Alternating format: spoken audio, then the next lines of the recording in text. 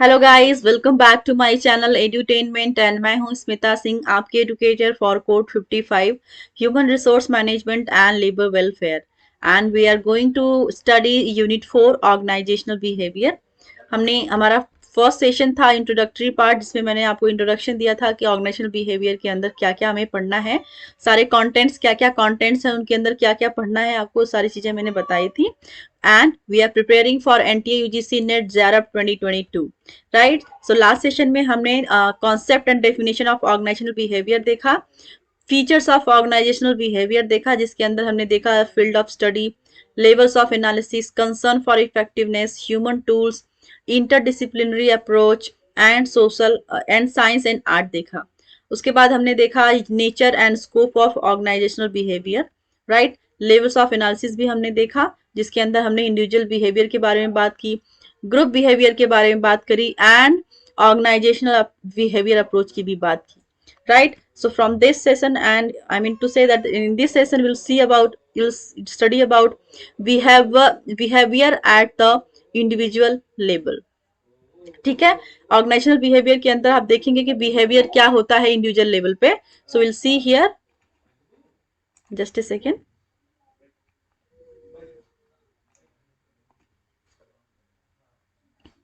The behavior of individual is a complex phenomenon and is affected by a large number of factors such as personality, attitudes, perception, learning and motivation, social culture and other factors, right? So आप देखेंगे कि behavior at the individual level, individual level पे क्या behaviour होता है। The behaviour of individual is a complex phenomena. यहाँ पे कह रहे हैं कि जो इंडिविजुअल का बिहेवियर होता है वो कॉम्प्लेक्स फिनोमिना होता है and is affected by a large number of factors. और ये अफेक्ट होता है, प्रभावित होता है लार्ज नंबर ऑफ फैक्टर्स। बहुत सारे कारक होते हैं, बहुत सारी चीजें होती हैं जिसके द्वारा वो अफेक्ट होता है। सच एज पर्सनालिटी, वो कारक क्या है, वो फैक्टर्स क्या है जिनके द्वारा ये प्रभावित होता है एक इंडिविजुअल का बिहेवियर। that are personality, किसी भी पर्सन की personality, attitudes, perception, learning, motivation, social culture and other factors also, right. Other factors में और भी चीजें आ जाती हैं, right. OB integrates these factors to provide simplicity in understanding human behavior। तो ऑर्गेनाइजेशनल बिहेवियर में देखेंगे कोई इंटीग्रेट दिस फैक्टर, वो एक इंटीग्रेट करता है, मिलाता है to these factors to provide simplicity in understanding human behavior। The study of behavior of an individual working in the organization is also known as micro organisational behaviour. तो जहां पे बात करेंगे इंडिविजुअल लेवल की, तो इंडिविजुअल लेवल पे हम उसको माइक्रो लेवल की बात करेंगे, क्योंकि वो छोटे लेवल की बात होती है जहां पे आप एक इंडिविजुअल के बारे में समझते हैं, उसके बिहेवियर को जानते हैं। So that is also known as micro organisational behaviour, right. देखेंगे behaviour at the group level. Several research studies have shown people behave differently in group than individuals। So आप जब जो as per the group level study पाया गया कि एक person का जो बिहेवियर होता है वो डिफरेंट होता है, right.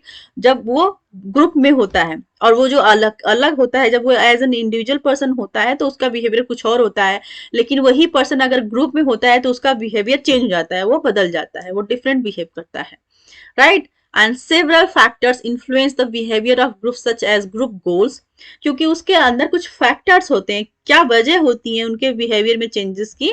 Those are group goals, जहां पे अब एक इंडिविजुअल पर्सन है, उसके खुद का गोल, खुद के ऑब्जेक्टिव होते हैं, उसके बेसिस पे उसका बिहेवियर होता है। लेकिन जब वही पर्सन ग्रुप में होता है तो वो ग्रुप के गोल के बारे में बात करते हैं, उनके उनके नॉर्म्स की बात करते हैं, कम्युनिकेशन की बात करते हैं, लीडरशिप की बात करते हैं, कोहेसिवनेस की बात करते हैं। सो उनके बेसिस पे उस पर्सन का बिहेवियर चेंज हो जाता है as a group. Understanding of group dynamics is essential to reduce conflict and improve morale and productivity. So अगर अच्छे से किसी भी ग्रुप को जानना चाहते हैं, उसके डायनामिक को जानते, किसी भी ग्रुप के डायनामिक को अगर समझना है, उसके गति को समझता है, उसकी क्रियाशीलता को अगर अच्छे से समझना है किसी भी ग्रुप के, तो सबसे पहले उस ग्रुप के कॉन्फ्लिक्ट को हटाना पड़ेगा और आपको इम्प्रूव करना पड़ेगा मोरल एंड प्रोडक्टिविटी को। उस ग्रुप की मोरल एंड प्रोडक्टिविटी पे फोकस करना पड़ेगा, ना कि कॉन्फ्लिक्ट को। जैसे ही कॉन्फ्लिक्ट को हटाएंगे आप इम्प्रूव करेंगे मोरल एंड प्रोडक्टिविटी को। This is also known as meso organisational behaviour. So group level को हम मीसो मतलब मिडिल लेवल पे, ठीक है, मेसो ऑर्गेनाइजेशनल बिहेवियर के नाम से भी जानते हैं, जहां पर इंडिविजुअल को आप देखा आपने कि उसको माइक्रो ऑर्गेनाइजेशनल बिहेवियर के नाम से जानते हैं। Will see third, behavior at the organizational level. So we'll see here an organization is a system composed of several interdependent individuals and groups. Individuals and group operate within the structure of formal organization. ठीक है, सो जहां पर आपने देखा कि एक individual person का behaviour कुछ और होता है, वही पर्सन अगर ग्रुप में जाता है तो उसका बिहेवियर चेंज हो जाता है। और अगर आप देख रहे हैं ऑर्गेनाइजेशन लेवल की बात कर रहे हैं, जहां पे कर रहे हैं क्या बिहेवियर होता है, and organisation is a system composed of several interdependent individual and groups. So organisation की, जब पूरे ऑर्गेनाइजेशन की आप बात करेंगे तो वहां पे देखेंगे जो मल्टीपल इंडिविजुअल होते हैं, उनका जो इंटरडिपेंडेंस होती है within the organisation as an individual और ग्रुप, वो डिफरेंट होता है, वो कंपोज्ड होते हैं। लाइक कहते हैं कि कंपोज्ड वे में उनको फिर देखा जाता है। जहां पे वो अलग अलग थे, डिफरेंट डिफरेंट वे में थे, वहीं पर जब ऑर्गेनाइजेशन लेवल की बात की जाएगी तो ग्रुप और इंडिविजुअल्स दोनों इंटरडिपेंडेंट होते हैं एक दूसरे के साथ, राइट, कंपोज्ड होते हैं। Individuals and groups operate within the structure of formal organisation, और वो सारे ही, इंडिविजुअल की बात करें या फिर आप ग्रुप की बात करें, वो ऑर्गेनाइजेशनल स्ट्रक्चर के अंदर ही काम करते हैं, right, and they participate in shaping the culture of the organisation and also in organisational development. So उनका काम क्या होता है, विद इन दिस स्ट्रक्चर वो काम करते हैं। सो उनका पर्पस क्या होता है उस काम करने का, दे participate in shaping the culture, उनका जो काम होता है वो शेप करते हैं कल्चर को ऑर्गेनाइजेशन के, एंड ऑल्सो ऑर्गेनाइजेशनल डेवलपमेंट के। ऑर्गेनाइजेशनल कल्चर को वो शेप करते हैं एंड उसके डेवलपमेंट की बात करते हैं, right. And will see the study of behavior from the perspective of the whole organization is also referred to as micro organizational behavior। ठीक है, सो जहां पे आपने इंडिविजुअल की बात की तो वो माइक्रो लेवल पे बात करता है, एंड जहां पे आपने देखा, वहीं पर अगर आपने देखा बात करते हैं ग्रुप की, तो मीजो लेवल पे बात करता है, एंड ऑर्गेनाइजेशनल स्ट्रक्चर हमारा बात करता है माइक्रो लेवल पे, वो बड़े पैमाने पे बात करता है ह्यूमन बिहेवियर की, ऑर्गेनाइजेशनल बिहेवियर की। Interdisciplinary approach interdisciplinary approach organizational behavior is of integrating nature. It tries to synthesize knowledge drawn from various behavioral and social sciences such as psychology, sociology, sociopsychology, anthropology, political science, economics, industrial engineering.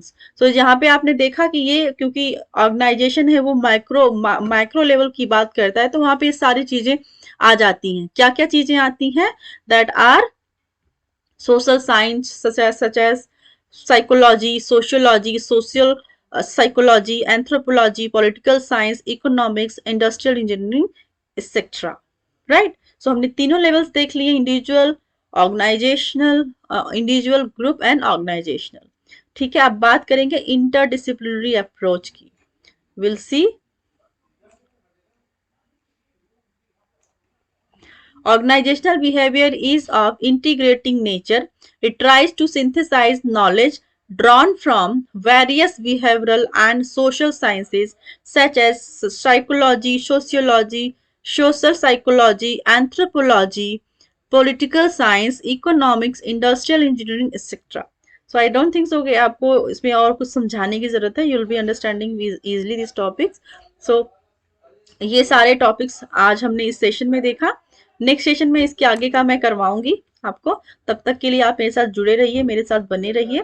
कहीं पे भी किसी भी तरह का आपको doubt हो तो आप मुझे जरूर बताइए, and I will work on, I'll for sure I'll work on those, right, on those points you can say. So thank you so much for watching me. Thank you very much.